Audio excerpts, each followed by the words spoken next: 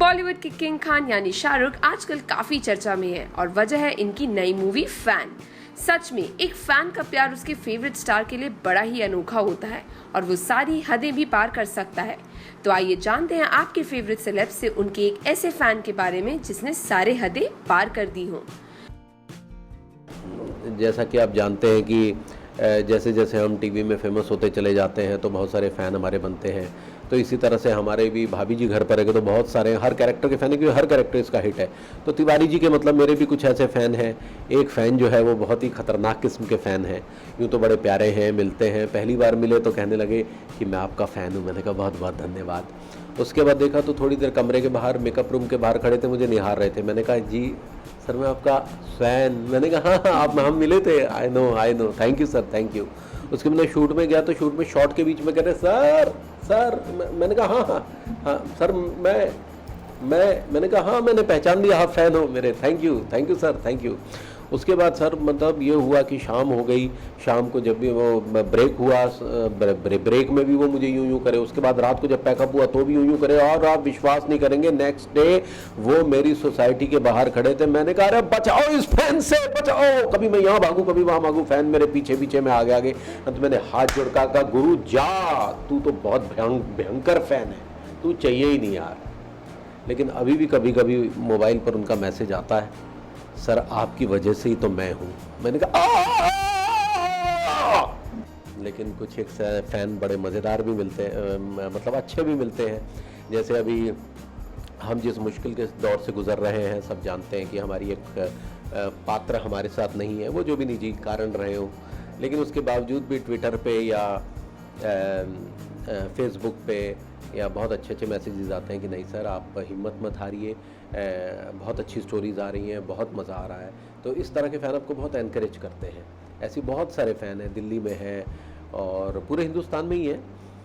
तो हमें एनकरेजमेंट मिलती है उन लोगों से और बहुत अच्छा लगता है कि चलो यार कोई तो है जो सहारा दे रहा है और हमारी रेटिंग बरकरार है।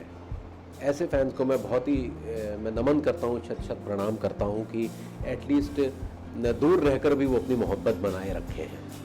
मेरा ऑनेस्टली ऐसा कोई फ़ैन है नहीं जिसने मुझे इतना कुछ तंग किया हो, क्योंकि मैं एज अ पर्सन इतनी ज़्यादा सोशली एक्टिव नहीं हूँ, इतनी ज़्यादा सोशली अवेलेबल नहीं हूँ कि कोई मेरे कुछ कहने पर उनका कोई रिएक्शन आए, और अगर आए भी तो मैं नोटिस करूँ, क्योंकि मैं ज़्यादा सोशली एक्टिव हुई ही नहीं।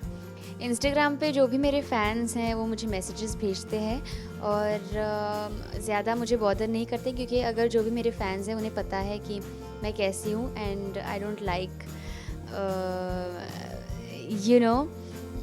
being bothered a lot, and if he or she is a true fan, he will know this and he will not do it. तो luckily आज तक ऐसा कोई फ़ैन हुआ है नहीं जिसने मुझे तंग किया है। मैं ज़्यादा डायरेक्टली किसी के सामने आता नहीं हूँ। अगर कोई मुझसे मिलने भी आता है तो मैं बहुत सोचता हूँ फिर किसी से मिलता हूँ। तो ऐसे ही हुआ था जिसमें मैं डायरेक्ट कांटेक्ट में आया था एक फ़ैन के। मैं और मेरी जो वाइफ़ है धान्या, मैं और धान्या शादी में गए थे जयपुर। एक दोस्त की शादी थी, बहुत ही करीबी दोस्त की। वहाँ पे गए तो एज़ यूजुअल लोग फ़ोटो वोटो बात करने लगे। तो उसमें से एक अचानक से कहीं से एक लड़की आई और सीधा मेरा हाथ पकड़ा, और हाथ पकड़ के, और जिस तरह से हाथ पकड़ा वो भी काफ़ी डेंजरस था। सीधा मेरा हाथ पकड़ा खींच के मुझे एकदम दूर सबसे अलग लेकर चली गई। मैं एकदम से शॉक हो गया था कि ये कौन है, आप कहाँ से आए, आपका नाम क्या है। सीधा सिर्फ हाथ पकड़ के मुझे साइड में ले गई। ये काफ़ी क्रेज़ी था मेरे लिए। क्रेज़ी नहीं, मतलब थोड़ा सा स्कैरी भी हो गया था कि आप कभी किसी से मिलने आते तो एक बार आप बात कर लीजिए क्या है, सीधा हाथ पकड़ने की ज़रूरत नहीं होती है। और हाँ, वही शादी में बहुत सारे इंस्टेंसेस हुए थे। मैं तो खैर खाना भी नहीं खा पाया था, खाना खाने बैठा और लोग मुझे खाना भी नहीं खाने दे रहे थे। ऐसे सब थोड़े छोटे मोटे मोमेंट्स हुए थे। लेकिन ये जो एक था वो मुझे काफ़ी टाइम तक याद था। ऑल ऑफ अ सडन कोई आता है, हाथ पकड़ के खींच के आपको बाहर ले जाता है जब सब खड़े हैं। यही बहुत बड़ी फ़ैन हूँ मैं आपका।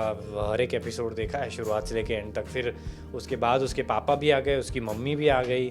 तो शायद उसकी माँ को नहीं पता था कि मैं शादीशुदा हूँ। अगर उसको बाद में पता चला, वरना तो मुझे लग रहा था वो अपनी बेटी से मेरी शादी करवा कर ही छोड़ेंगी। तब जिस तरह से वो बिहेव कर रहे थे मेरे साथ उसकी मम्मी, और फिर फाइनली मुझे रेस्क्यू करने के लिए मुझे धान्या को बुलाना पड़ा कि धान्या आ जाओ, मुझे यहाँ से बाहर निकालो, क्योंकि डायरेक्टली बोलना ऐसे नहीं अच्छा लगता कि नहीं अब आप लोग जाओ, मुझे आपसे ज़्यादा बात नहीं करनी। तो थोड़ा फ़नी भी था और थोड़ा क्रेज़ी भी था, लेकिन या मतलब we get to see all this as well. Crazy नहीं है, वो प्यार है ऑफ कोर्स। अगले जन्म के टाइम पे मैं शूट कर रही थी नेपाल में, पोखरा एक जगह है। सो वहाँ पे एक फेस था जो मुझे हमेशा रोज़ दिखता था, और वहाँ पे हम लोग ऑलमोस्ट 1 मंथ थे। सो एक दिन मैं शॉपिंग कर रही थी और मुझे वो लगता था कि वो इंसान फॉलो कर रहा है। सो सिल्वर का मुझे बहुत शौक है और नेपाल में काफ़ी अच्छी ज्वेलरी मिलती हैं। सो मैंने शॉपिंग की अराउंड मतलब 35,000 ऐसे कुछ आया, और मैं उसको कम करवाने की कोशिश कर रही थी, बार्गेनिंग थोड़ी चल रही थी, और मैंने कहा चलो मैं नहीं लेती। मैंने सोचा बाद में ले लूँगी, कम अगर कर दिया या जो भी है, एक ईगो उस टाइम पे आ जाता है कि अरे मतलब इतना भी नहीं मान रहा। समाओ शाम को उस लड़की को मैंने अपने होटल के पास देखा शूटिंग पैकअप के बाद। बोला मुझे मिलना है आपसे। I said okay so come.